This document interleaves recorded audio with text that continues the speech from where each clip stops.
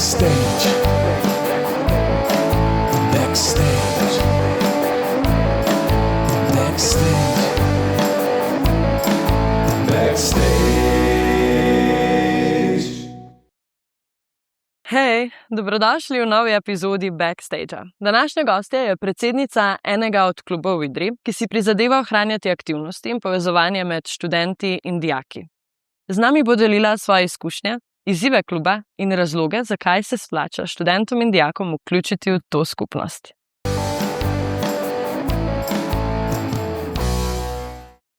Mateja Vojska, dobrodošla v naši oddaji. Hvala, zdravo. Mateja, kako si? Kakšna je bila tvoja pot do sem? Super, umirjeno, počas sem prišla do Idrije, nekako. Čisto za začetek, kako bi opisala sama sebe v parih besedah?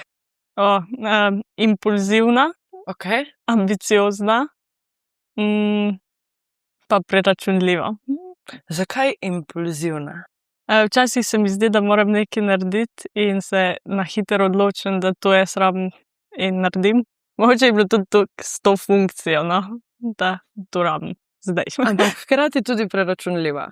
Ja. Kar pomeni, da se lih dopolnjuje. Ja, malo je treba premisliti prej, ko se kaj naredi. Torej, za začetek me zanima, kako si se sploh odločila, da prevzameš vlogo predsednice kluba? Impulzivno. Ne. Ravno so se ekipa, ki je že dela pri Kišu, takrat so rabili zamenjavo. Jaz sem bila pa takrat predstavnica pa svetnica kluba in so me vprašali, če bi mogoče jaz. Najprej nisem bila toliko prepričana, pa sem pa malo razmislila, pa se mi je zdelo, da je veliko nekega prostora za izboljšave pa za nadaljevanje te zgodbe. Na začetku ti je ta vloga padla nekako v roke. Kaj Ja. te pa zdaj motivira? Zakaj še vedno ostajaš pri klubu idrijskih študentov? Zdaj se počasi moj letni mandat zaključuje, ampak je zelo zanimivo in se mi zdi, da se ti zgodijo neke stvari, ki se ti jih ne bi nikoli zgodile, če ne bi bil del kluba. No. Kakšne stvari pa? Predvsem, organizacija dogodkov je zelo stresna zadeva in misliš, da si vse premislil, pa vedno gre kaj narobe, noha. Če ne drugega je pa vreme in pa je treba na hitro reševati situacije. No.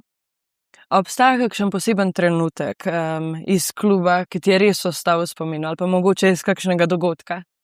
Jih je bilo kar več. Mogoče tudi Kisova, ko se nam je avto pokvaril pred dogodkom in smo komaj dohiteli. Pol smo imeli, za čipkarijo je bil dež, smo skopali celo mejco, tako da ja. Tudi za ta mlade je bil letos dež, smo mogli celotno zunanje prizorišče na hitro spraviti noter, da tukaj gre predvsem zahvala tehnični ekipi, ki je to omogočila. No. Največ težav vam povzroči dež. Ja. A so še kakšni izzivi, s katerimi se spopadate, oziroma ki so sprva težki, pa jih potem nekako prebrodite? Veliko je teh izzivov, ampak se mi zdi, da ko si v teh izzivih ne razmišljaš takrat to, ampak ker veš, kva moraš narediti. Je pa definitivno veliko dela z ljudmi, pa usklajevanja, kar je pa tudi izziv, kot mi je vsem jasno. Največ časa v letu posvetite festivalu Čipkarija. Kaj vse spada v organizacijo tako velikega dogodka?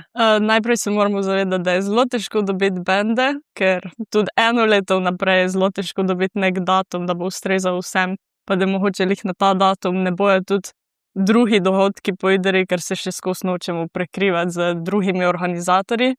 Potem je treba se dogovoriti za vse prizorišče, vse papirje urediti, tudi finančno je treba preveriti, da bo to šlo skozi.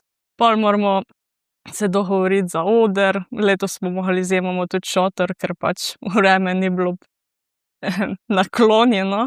Tako da veliko je nekih stvari, ki jih ljudje ne vidijo, ampak ja, tudi promocija in vse.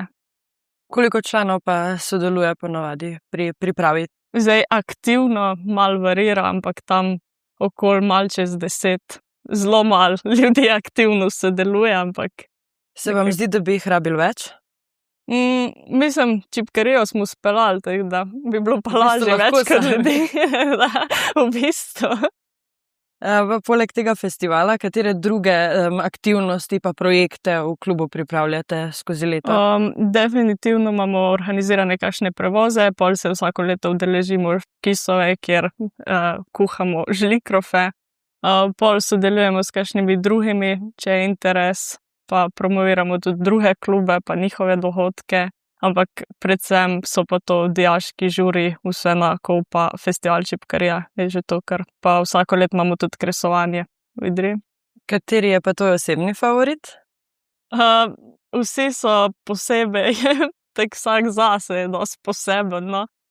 Se mi zdi, da največ dela pa največ zanimivih stvari je seveda prinesla čipkarija, ker je tudi najbolj obsežna. Koliko članov imate pa trenutno v klubu? Trenutno jih je enih 47 članov. Okay. Se pravi neaktivnih. Neaktivnih, ok. Aktivnih imamo pa veliko manj. Odvisno od dohodka, na kakšnem je pripravljenih več ljudi pomagati. Moram pa reči, da predvsem dijaki pa te mlajši študenti so bili zelo pridni, tudi za čipkarijo so bili pripravljeni pomagati, pa pomagajo tudi pri drugih dohodkih v Idriji, tako da interes je, no.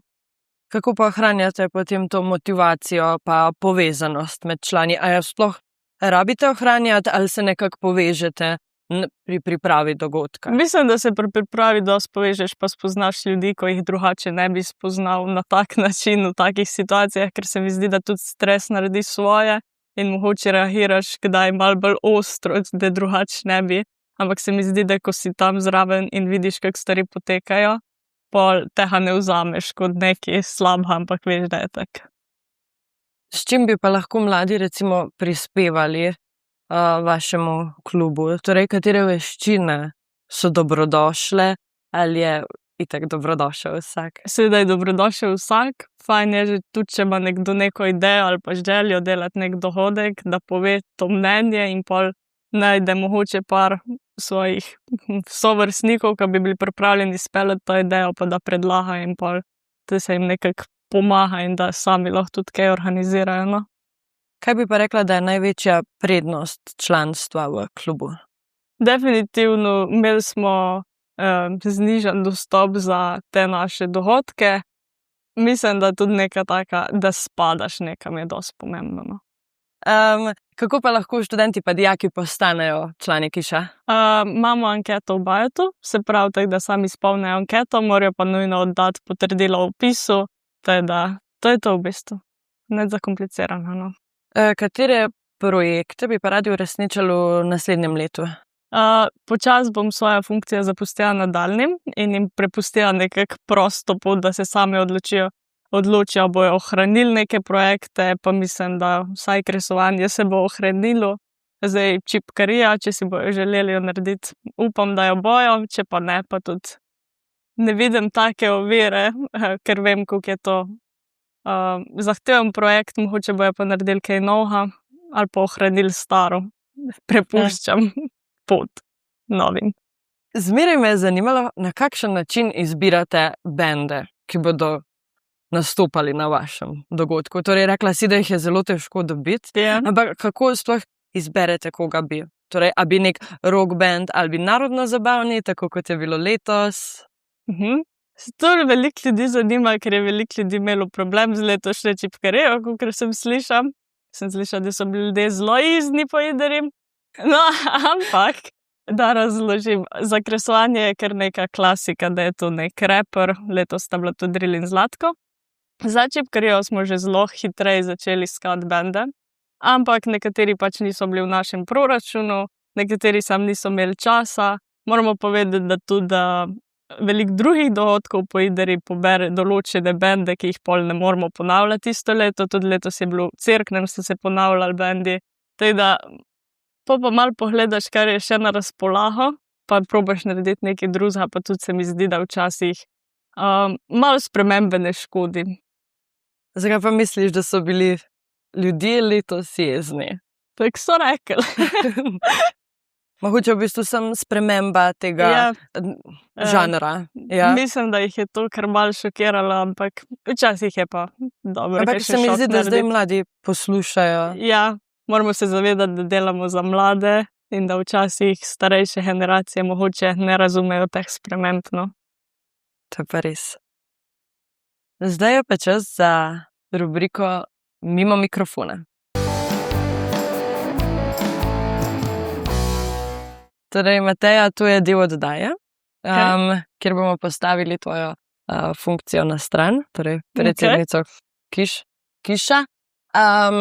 In imam jaz tukaj en kozarček, iz katerega boš izvlekla 2 ali 3 vprašanja Okay. in jih prebrala in nanj odgovorila. Lahko za začetek samo enega. Okay. Katera stvar, na katero si res ponosna, ni nikjer zapisana v tvojem CV-ju? Da sem prestala že marsikakšno izkušnjo slabo v življenju, pa pač nisem obupa, ampak hotela potegniti iz tega nekaj dobrega. Lepo slišati. Evo, še.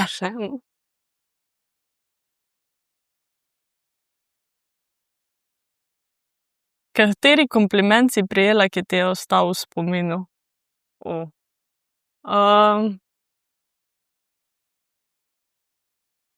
Sem že večkrat slišala, da sem zelo random oseba in jaz to vzamem kot kompliment. Zakaj pa zelo random oseba? A so kaj argumentirali? Baje imam tak zelo velik razpon mojih dohodkov pa stvari, ki jih delam in zato malo težko me pol prebereš, ne vem, tako so rekli. A bi povedala ta svoj velik razpon še? Torej, kdo si poleg tega, da si predsednica Kluba idrijskih študentov? Poleg tega, da sem predsednica Kluba idrijskih študentov, sem tudi natakarca. Ne bi rekla, da je dobro, no. Pol delam. Včasih me lahko vidite tudi v kinotu prodajati vstopnice v Idriji. Pol občasno se ukvarjam s fotografijo. Pol imam momente, ko se odločim, da imam kakšen nov hobi. Da sem že še hodila plezat, pa igrati tenis, teda. Ne vem, skozi se mi mora nekaj dogajati, pa ja.